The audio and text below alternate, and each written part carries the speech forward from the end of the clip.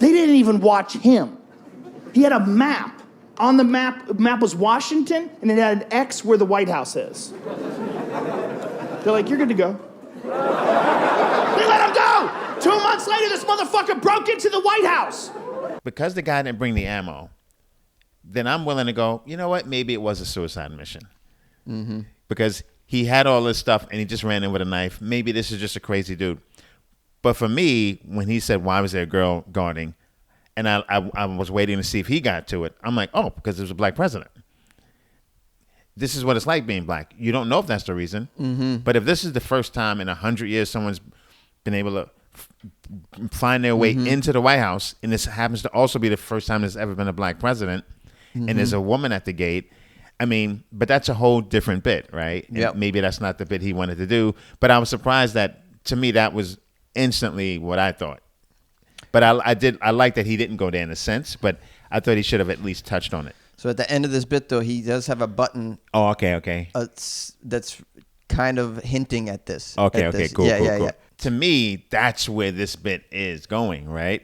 It's like the cops pull you over, you go into the White House, you know there's a black president there, there's a girl at the door. It you know, again, that may be too easy of a bit. You know, like I really like what he did with it, but I do think he could have alluded to that a little bit more. But I think then that's maybe that's a whole can of worms where you can't talk about it without that becoming the main thing. Yeah, because it seems like the main thing is the female at the door. Right. And that's where he's trying to push that pedal. He's trying to push that pedal. So now you give him this other thing, and it's like now you've got these two.